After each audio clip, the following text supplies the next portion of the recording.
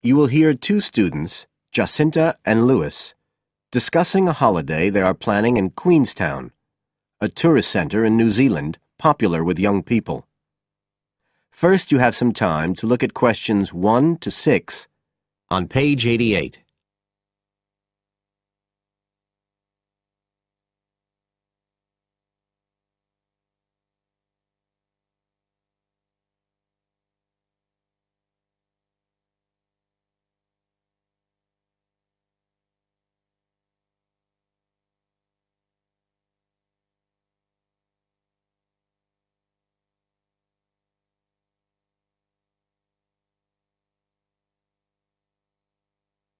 You will see that there is an example which has been done for you.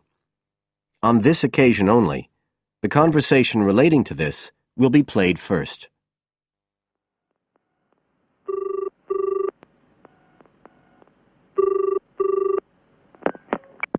Hi, Lewis. It's Jacinta here. Oh, hi, Jacinta. I was just going to call you. I was thinking we ought to do something about accommodation for our trip to Queenstown. Yeah, actually, that's just why I rang you. I've been looking on the internet. There was one place that looked okay called Traveller's Lodge, but when I checked availability for January, when we're planning to go, I found it was fully booked. Right. Well, we'd better do something now, I suppose. Traveller's Lodge is fully booked, so fully booked has been written in the space. Now we shall begin. You should answer the questions as you listen, because you will not hear the recording a second time. Listen carefully and answer questions 1 to 6.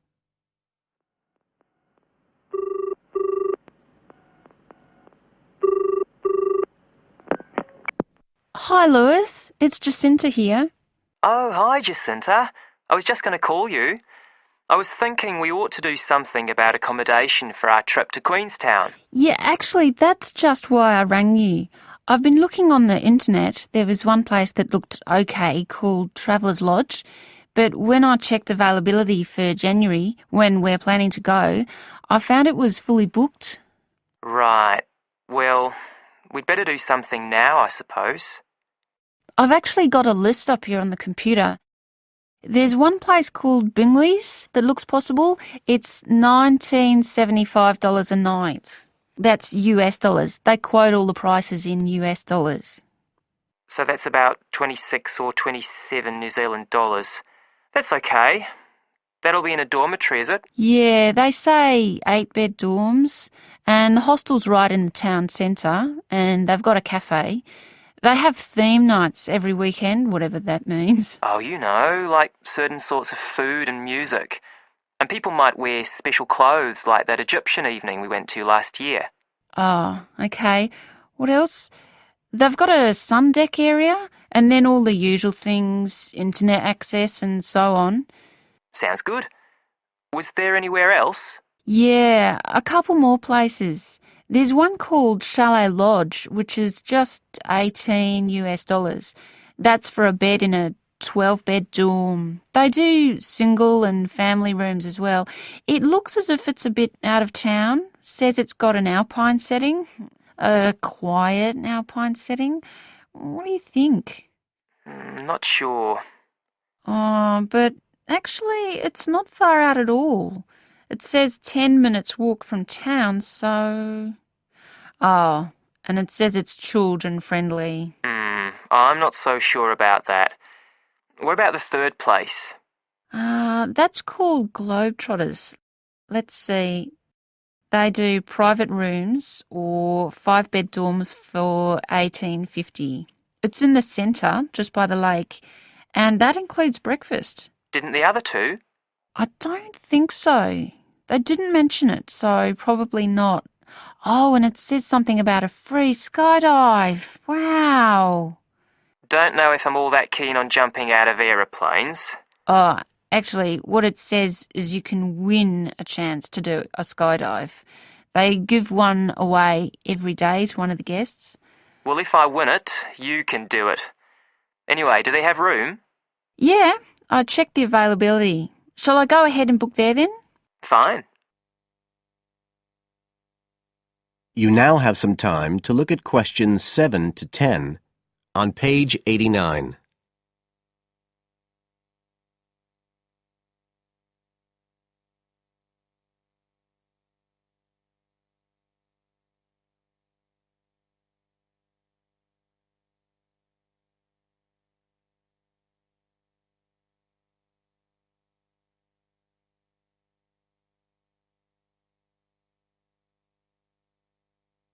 Now listen and answer questions 7 to 10. I was looking at what there is to do too. There are lots of sites offering deals for adventure sports. I suppose we have to do a bungee jump. Why? Well, it's Queenstown where they more or less started it as a sport. You can, if you really want to jump off the side of a bridge with an elastic rope tied round your ankles. I'll watch. Okay, so what do you want to do? As far as adventure sports go, I was talking to someone who went whitewater rafting there. He said it was really awesome. They drive you up the Shotover River and then you come down on a rubber raft through the whitewater rapids where the river's really narrow and fast and end up going through a tunnel nearly 200 metres long. I think it's quite expensive though. Oh, I'm on for that if you are. Cool. The other thing you can do is the jet boat ride. That sounded just a lot of noise though. It's basically just whizzing round on the river on a very fast boat, isn't it? My friend did that as well. He said it was a bit touristy, but worth it. I'll give it a go. You go right up the river canyon. He said the drivers were really skillful, but I don't mind going on my own. But there's lots to do as well as the whole commercial adventure bit. We ought to do some trekking. The scenery around there's amazing. I don't want to miss that. The place to start's Glenorchy, apparently, about 40 minutes drive. That's where lots of the wilderness trails begin. Okay, I'll pack my walking boots. I'd better start getting in training. I haven't done anything except sit at my desk for months. Now, is there anything else we need to decide? That is the end of section 1. You now have half a minute to check your answers.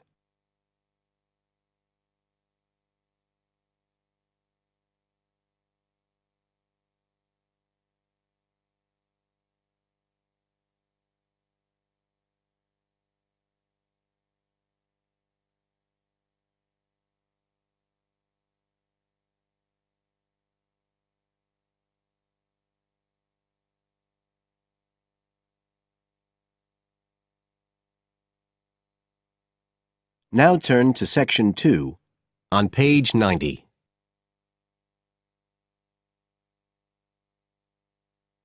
Section 2. You will hear a local radio program about cycling courses in London. First, you have some time to look at questions 11 to 14 on page 90.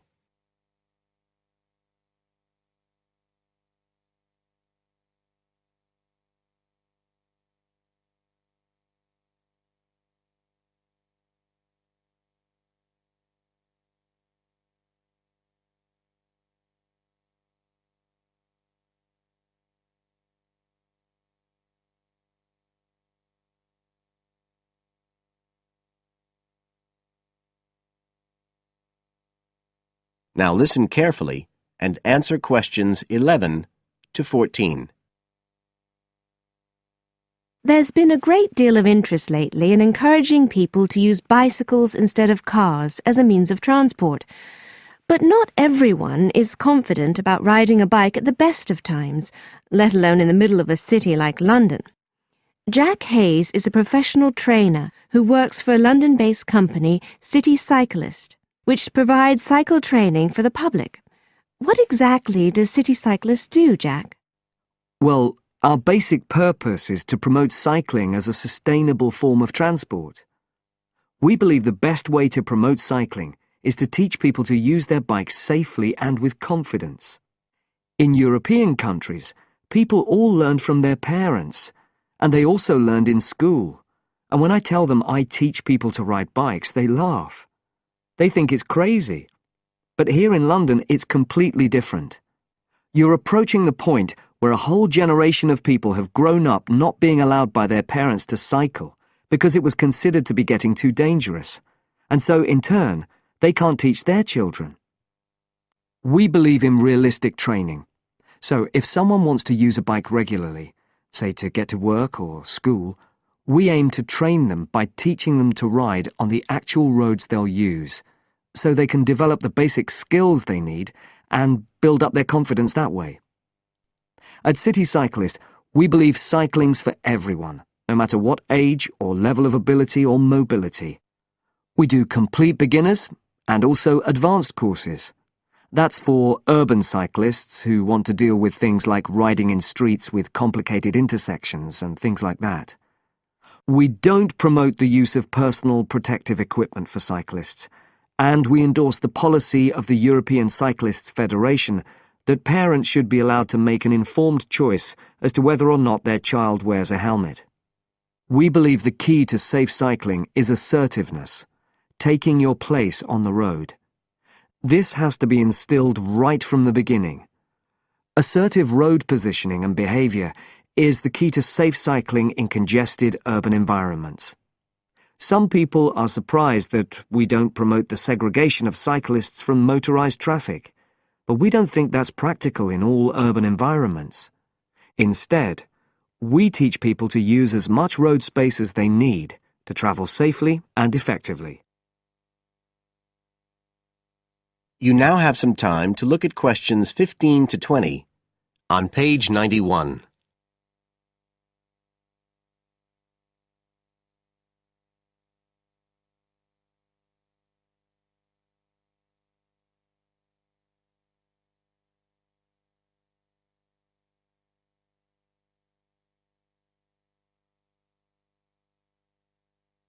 Now listen and answer questions 15 to 20. Now, as well as courses for individuals, City Cyclist provides a number of services for organisations. For example, we can deliver fun, safe cycle training activities at schools, arranging courses so that the disruption of curriculum time is kept to a minimum. As well as this, in order to promote safe cycling, we have provided training courses for employees and staff of local councils. And we are also increasingly looking at developing training courses in companies in order to help employers work towards green transport plans by helping to increase the number of staff cycling to work. Right, so that's a brief summary of what we do. If any listeners would like to find out more about the organisation, you can have a look at our website. That's City Cyclist. C-I-T-I cyclist.co.uk. And in order to book lessons, you can either phone us on 020 7562 4028 or do it online. There's an application form on our website, and you can just download that and send it in. We charge £27.50 per hour for one-to-one lessons, plus £6 for each extra person. So you're looking at just £39.50 for a family of 3, say. If you've never been on a bike in your life before, we reckon we can get you riding in 1 hour, and for most people a course of road training usually takes 3 hours. But whether you're a parent or a child, an individual or an institution, we'll be happy to discuss your special needs and make a programme just for you. That is the end of section 2. You now have half a minute to check your answers.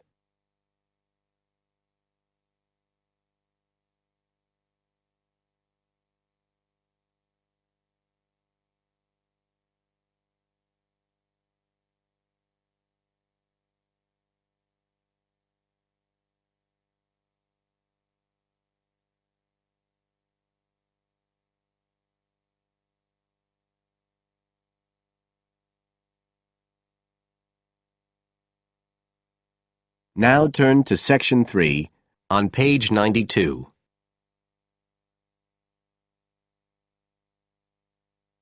Section 3. You will hear 2 students, Sharon and Zhao Li, talking to their tutor about a presentation they gave the previous week. First, you have some time to look at questions 21 to 23 on page 92.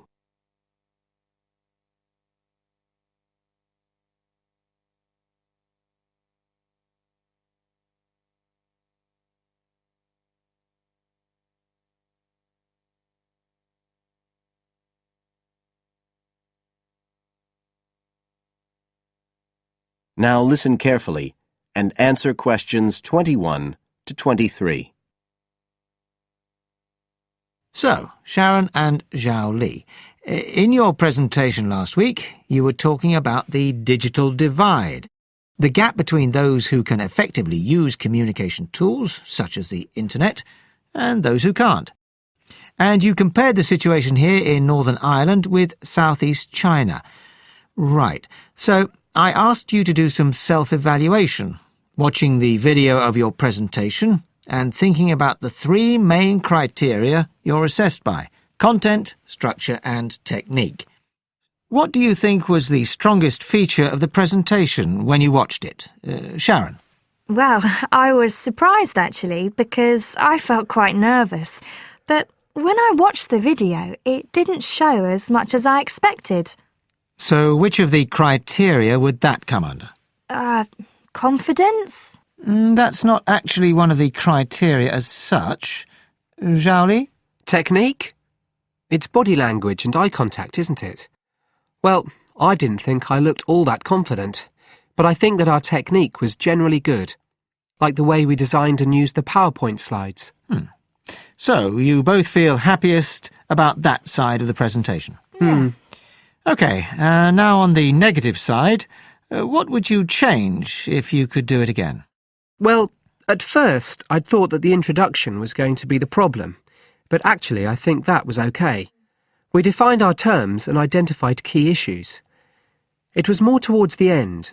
The conclusion wasn't too bad, but the problem was the questions.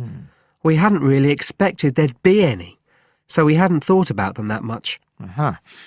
OK, anything else?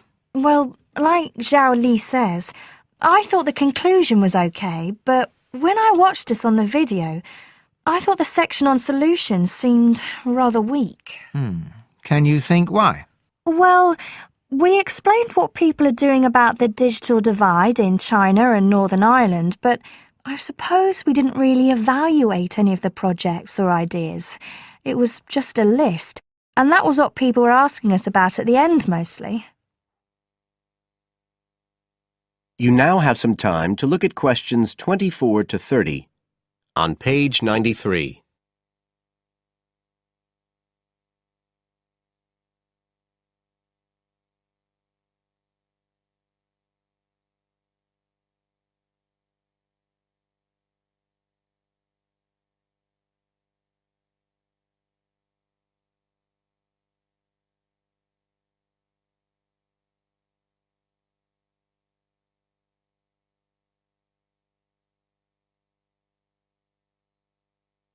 Now listen and answer questions 24 to 30.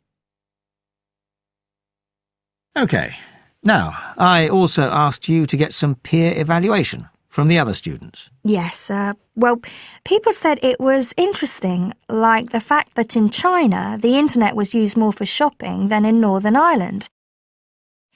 They said sometimes it was a bit hard to understand because we were talking quite fast, but we didn't think so when we watched the video. No, it's a bit different, though, because you know all this information already. If you're hearing it for the first time, you need more time to process it. That's why signposting the structure and organisation of the talk is important. That seemed okay. No one mentioned that as a problem. Some people said that we could have had more on the slides, like some of the other groups had nearly everything they said written up on the visuals as well. But other people said the slides were good. They had just the key points. Yes. And most people said we had quite good eye contact and body language.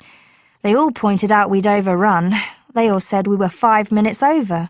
But we timed it afterwards on the video, and it was only 3 minutes. We were a bit unsure about the background reading at first, but I think we did as much as we could in the time. Anyway, no one commented on that under content.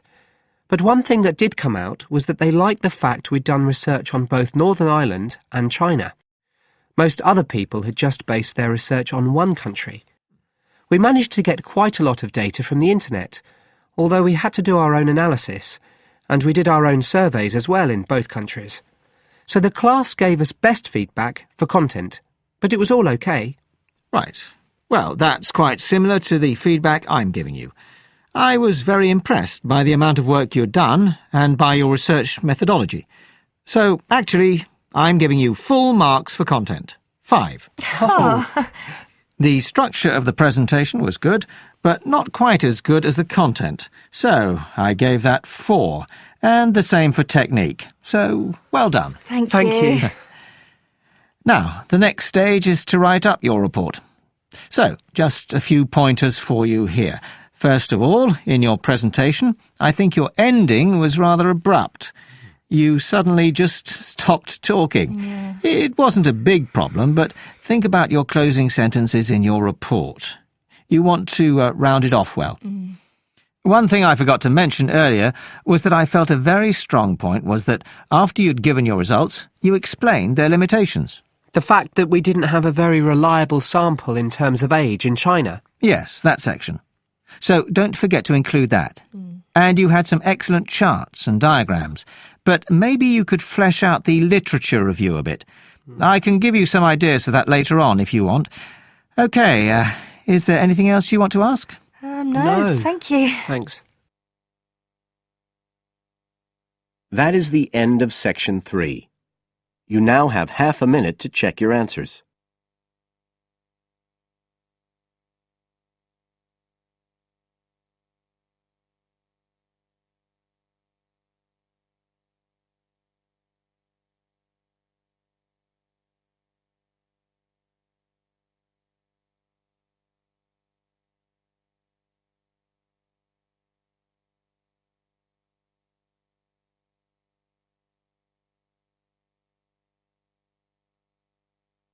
Now turn to section 4 on page 94.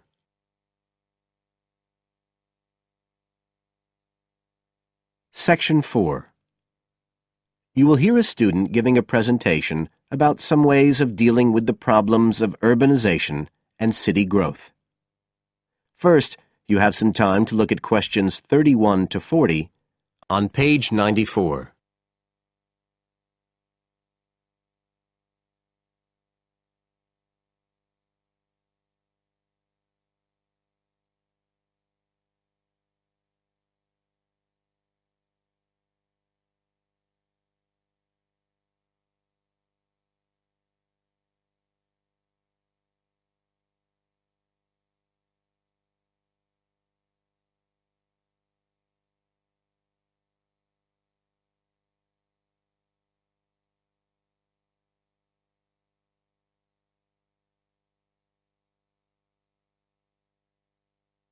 Now listen carefully and answer questions 31 to 40. Well, Adam's just been talking about some of the problems that have resulted from the rapid growth of cities in the last 100 years. Things like housing, sanitation, crime and so on. For my presentation, I'd like to look at some examples of what cities are doing to try to solve some of these problems. As part of its Healthy City program, the World Health Organization, the WHO, has come up with a set of criteria for a healthy city. The WHO says that, amongst other things, a healthy city must provide a clean environment which is also safe. It mustn't be dirty or dangerous for its inhabitants.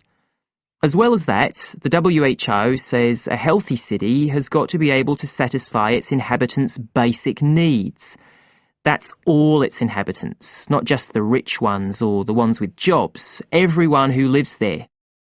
A third criterion, is that it's got to have health services which can be used by all the inhabitants and which they can access easily. The final point's to do with local government. The WHO says this is something that the whole community should be involved in, not just a few powerful politicians or businessmen. So, a healthy city is not just a matter of avoiding illness, that sort of healthiness. It's the way that the whole city works together for the benefit of its population. OK, so what I'd like to do now is to look at some projects in different cities around the world where cities have tried to meet these criteria, to make their cities healthy ones.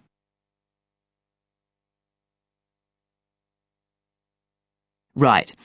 The first project I'm going to discuss took place in Sri Lanka, and this project was called the Community Contract System.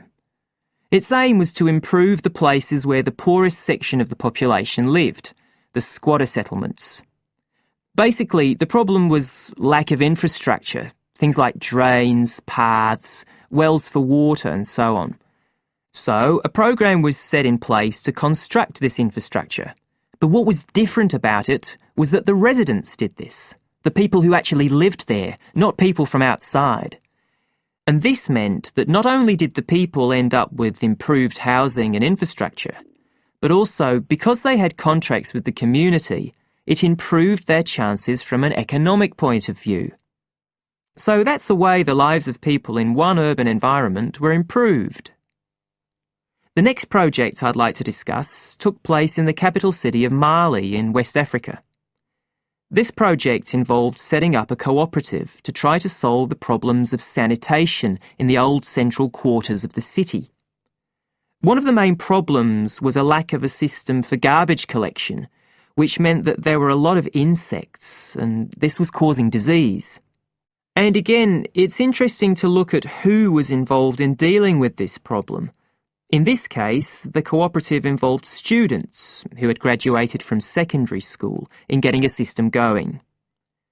As well as that, the cooperative set up a campaign to educate the public about the importance of good sanitation through showing films and setting up discussion groups among the local people, especially women and adolescents.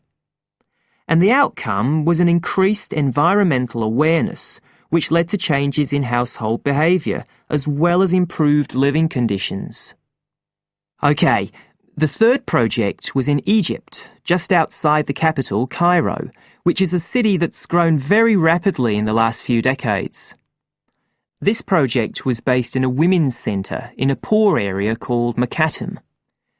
The aim of the project was to support girls, young women from the area from poor families. So these were women who had no education. They'd never been to school, so they were totally illiterate, and they had no chance of getting jobs. At the Women's Centre, they were shown how to sew and how to weave, and once they'd learned these skills, they were given the equipment, a sewing machine or a loom, so that they could make things to sell and have a chance of earning their own living. And this project has meant that these young women have greater status in the community, but as well as that, they can enjoy a better quality of life. So I don't think the problem is that cities are bad. This world and its cities have the resources to provide for the population that lives there. What it takes is a stronger will and a better distribution of resources. That is the end of section 4. You now have half a minute to check your answers.